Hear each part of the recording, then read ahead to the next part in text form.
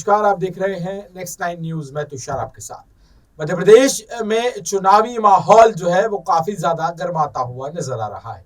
17 नवंबर को मध्य प्रदेश में चुनाव होने हैं और यहाँ पर इसको देखते हुए सभी पार्टियां जो है वो राजनीतिक गलियारों में घुस चुकी है और जनता को साधने की कोशिश इस समय करती नजर आ रही है। साथ ही साथ जो पार्टियां हैं कांग्रेस, बीजेपी, सपा, वो एक दूसरे पर तंज कसती हुई भी नजर आ रही है।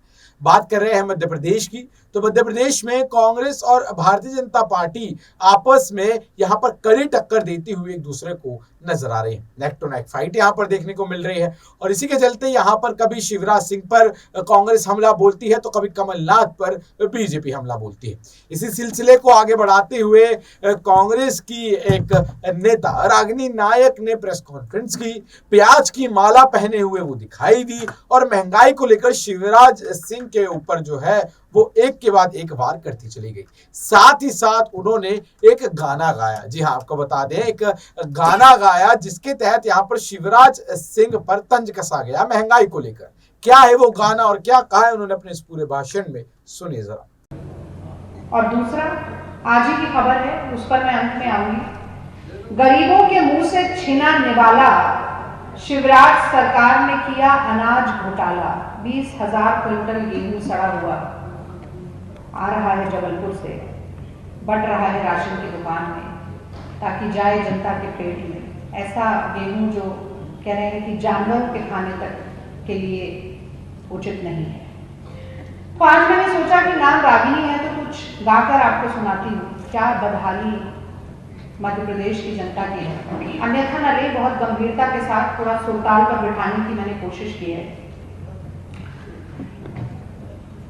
ऐसे अच्छे दिन किसी के भी ना आए, ऐसे अच्छे दिन किसी के भी ना आए, महंगाई आसमां को छूती जाए, टमाटर लाल आंख दिखलाए, पेट्रोल डीजल अब सेंचुरी लगाए, प्याज खून के आंसू रुलवाए, सिलेंडर में गैस नहीं भरवा पाए, थाली से खाना गायब होता जाए, कि जीना तो दुश्वार हो गया, कि जीना तो दुश्वार हो गया, जनता पे अत्याचार हो गया, महंगाई का भूचाल हो गया, नौकरियों का अकाल हो गया, कि एमपी तो बदहाल हो गया। झूठ बोलिए मामा, क्यों झूठ बोलिए।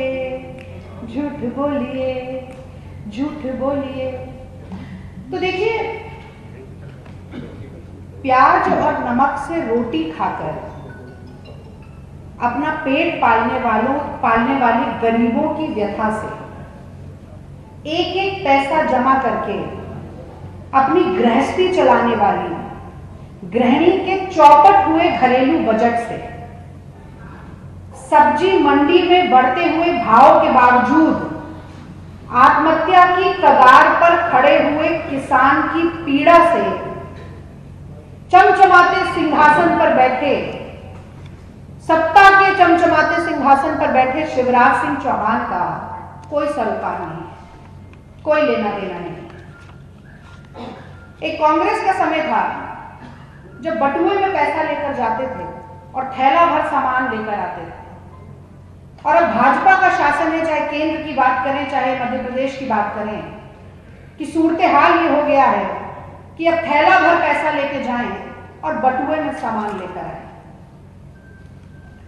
मुझे याद है मोदी जी ने कहा था एक बार कि टमाटर चीन को हम लाल आंख दिखाएंगे। मोदी जी ने कहा था कि चीन को हम लाल आंख दिखाएंगे। चीन का तो पता नहीं, वहां तो झूला झूल रहे थे मोदी जी, पर 200 रुपए के पार जाकर टमाटर ने जनता को लाल आंख दिखाना जरूर शुरू कर दिया है।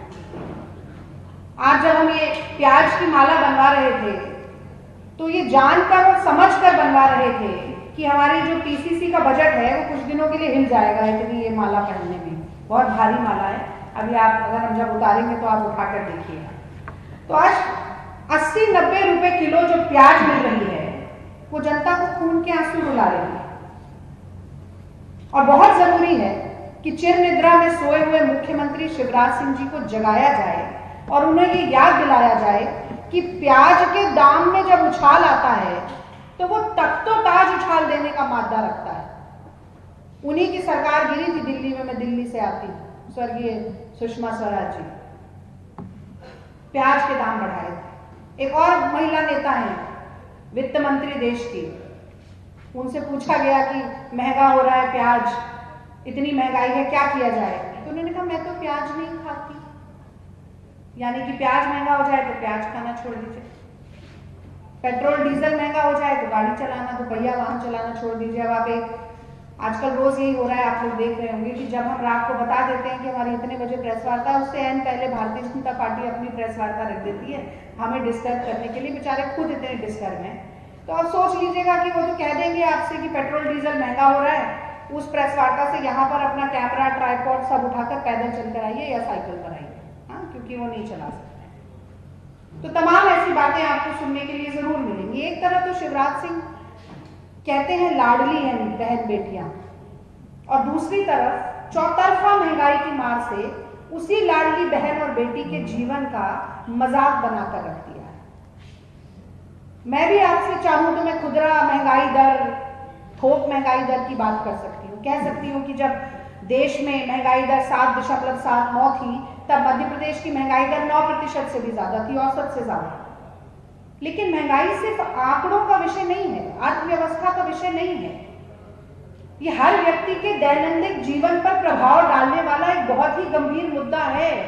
और जिनको आप लाडली कहते हैं, सबसे ज्यादा उन्हीं के जीवन को मुश्किल बनाने का काम करती है। क्या शिवराज सिंह ये नहीं जानते कि अगर घर में खाना कम बनता है तो वो महिला ही है जो एक रोटी कम खाती है, वो महिला ही है थोड़ी सी ताजा सब्जी बना देगी, बासी सब्जी से खुद खाना खा लेगी, सब्जी नहीं है तो अचार से खा लेगी, और अगर खाना ही नहीं है तो पानी पीकर सो जाएगी, अपने बच्चों को पहले खाना खिलाएगी। तो देखा आपने दर्शकों कि इस तरीके से यहाँ पर एक गाने के जरिए जो है शिवराज सिंह और भारतीय जनता पार्टी पर हमला बोलते हुए यहाँ पर नजर आई रागिनी। जिस तरीके से उन्होंने कहा कि मेरा नाम रागिनी है, तो मैं कुछ गा के भी आपको सुना देती हूँ, उससे साफ हो गया कि यहाँ पर शिवराज सिंह पर वो बड़ा तंज कसने वाली है। महंगाई को लेकर उन्होंने बात की और लगातार यहाँ पर जो है शिवराज की सरकार को मध्य प्रदेश में घेरती नजर आई। बहरहाल चुनाव का माहौल शुरू हो चुका है। ऐसे माहौल में आरोप प्रत्यारोप बहुत आम हो चले हैं, वार करना एक दूसरे पार्टियों पर भी बहुत आम हो चला है। लेकिन जिस तरीके से इस वक्त ये पूरा का पूरा जो एक वार का दौर चल रहा है, जिस तरीके से एक दूसरी पार्टियों पर हमले बोले जा रहे हैं, उससे साफ हो गया है कि मध्य प्रदेश में इस वक्त जो कांग्रेस पार्टी है और जो भाजपा पार्टी है, वो किसी भी हालत में जो है मध्य प्रदेश को छोड़ना नहीं चाहती है। एक तरफ कांग्रेस पार्टी है जो एक बार फिर से 2018 का जो रिजल्ट था वो दोहराना चाहती है, तो वहीं दूसरी तरफ भारतीय जनता पार्टी है जो 2018 का रिजल्ट दोबारा ना दोहरा पाए कांग्रेस, इसके प्रयास में लगी है और लगातार जमीनी स्तर पर उतरकर जो है वो यहाँ पर मेहनत करती हुई दिखाई दे रही। अब 17 नवंबर को चुनाव है, 3 दिसंबर को रिजल्ट है, और जब रिजल्ट आएंगे तब पता चल जाएगा कि यहाँ पर किसकी धाक जो है वो जमती है, कांग्रेस की या भारतीय जनता पार्टी की। लेकिन आप इस बारे में क्या सोचते हैं, नीचे कमेंट सेक्शन में जरूर बताएं। जुड़े रहें, देखते रहें नेक्स्ट टाइम न्यूज। धन्यवाद।